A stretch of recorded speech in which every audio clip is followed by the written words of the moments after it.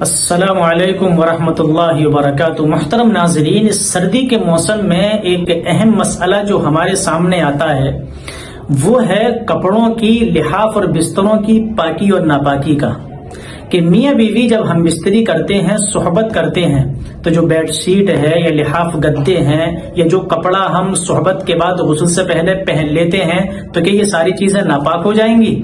سردی کے موسم میں تو لحاف گدے کو دھونا یا بیڈ شیٹ کو دھونا ایک بڑا مسئلہ ہے اور اس میں بڑی دقت اور پریشانی ہے۔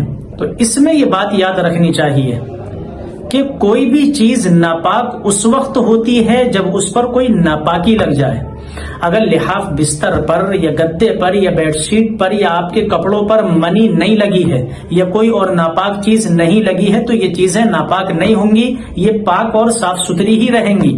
اسی طریقے سے میاں بیوی نے ہم بستری کرنے کے بعد غسل سے پہلے اگر کپڑے پہن رکھے ہیں تو وہ کپڑے بھی ناپاک نہیں ہوں گے جب تک کہ ان پر منی یا ناپاکی نہ لگ جائے۔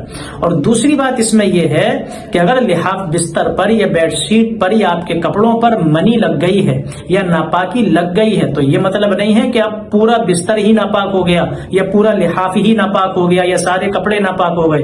نہیں، جتنے حصے پر ناپاکی لگی ہے صرف اتنا حصہ ناپاک ہوا ہے۔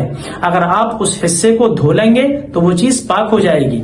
تو خاص طور پر خواتین بڑی پریشان رہتی ہیں اس مسئلے کو لے کر۔ وہ فجر کی نماز پڑھتی ہیں اور لحاف میں بیٹھ کر ہی اپنے قرآن شریف کھول کر تلاوت کرنا شروع کر دیتی ہیں، تو وہ یہ سوچتی ہیں کہ شاید ہم بستری کے بعد یہ لحاف گدا یا بیڈ شیٹ ناپاک ہو گئی ہے، ہم یہاں بیٹھ کر تلاوت نہیں کر سکتے۔ ایسا کوئی مسئلہ نہیں ہے، یہ چیز ناپاک تبھی ہوں گی جب ان پر منی لگے یا ناپاکی لگے۔